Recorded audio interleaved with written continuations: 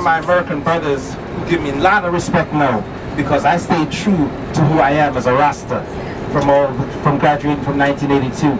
But back in them days, they used to pull out the pick out of their back pocket, say, you need to use this because my hair wasn't smooth from front to back. Oh, you had to break it down. And then one day I remember my mother braided my hair. So when I went to school the next day, everybody was saying, did I stick my finger in the socket? Because it was like,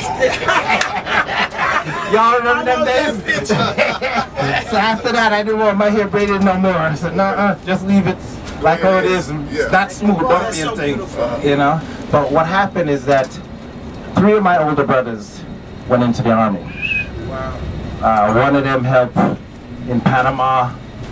The other one was in Iraq. I have a brother that spent 3 tours down in Afghanistan. Wow. And he's still in the army right now. Wow. So that's my second oldest, third oldest, and fourth oldest brother was in the army. And the fourth is still in the army since 1978. So I'm the 5th oldest. So my mother telling me, because at that time my hair is even getting more kinky. And more. So she said, if she put me in the army, that would take the Rasta out of me. Take the Rasta out. So you know you gotta go to the army, like your older brothers. I said, nah, because one thing about me, I don't like people telling me what to do. That's right. Black people tired of people telling me. Exactly. I don't need nobody to tell me what to do. See what I'm saying? So I said, I'm going to that university. That time I live on Long Island. Anybody familiar with Long Island? I live out in Suffolk County, Huntington Station. And they have a reggae program from State University of New York, Stony Brook. And just because I've been hearing that reggae program, I'm saying I'm going to that university. I'm going to learn how to build amplifiers like Jamaican guys do. They build tube amplifiers and play a dance. Because I was a DJ and I'm still a DJ from back in them days. So that's what I'm going to do. I'm going to do this university, I'm going to DJ on the radio station, and I'm going to build amplifiers and so on. So when I went to that university thing, first of all, my mother said that they don't let Rasta in America, at the university. They don't accept them at the university. So I had to prove her wrong. So I was DJing, by the end of my first semester at university, I was DJing on the radio station there at college. That's what's up. And I told my mother, but my mother, all she wanted was for the best for us, her children. She knew that if we was following Rasta, that they ain't gonna give us a job. So she didn't want that for her son. So I told my mother I'm up at the radio station, DJing on the radio station, and I had to tell her for about 2 to 3 years. And what happened finally, my mother came to me because she worked at Huntington Hospital as a nurse's aide. And she came to me and she said her friends at work was telling her, boy, your son sounds good on the radio. And my mother said, I ain't got no son on the radio. Because all the 2 years I'm telling her that I'm on the radio, she don't believe that they're going to let Rastas on the radio in America. So she didn't even try, check it out. But then when she listened, and she realized it was true. Yes. It was amazing. But still, no. I still got to prove to my mother up to this day. That's high. Because when I told her I was going to Africa with Africa for the Africans, you know what she told me? What, baby? Make sure I don't carry no ganja with me. So up to today. You don't have to bring this here. That's what women say. Because she don't say she have the rest this Rasta son and him have to burn him ganja. No matter where him go. She knows I'm wiser than that. I'm better than that. See? But still, she's just because she cares and she don't want to see anything bad happen to her one and only son. So I went to the State University of New York. I started in September 1982 after graduating high school. And so what I realized when I went there is that you have to apply for the degree that you wanted. Just because you got accepted at the university, it doesn't mean that you got accepted into your degree program. So what we found out was about 900 brothers and sisters, because this school had over 25,000 people on it, and there was about 900 brothers and sisters from the New York City area who wanted to do engineering there at the State University. But they was only accepting 3 black people a year into electrical engineering. That was quarter. 2 in computer engineering, mechanical engineering 1. But they was putting us all in engineering science. They would accept about 20 of us.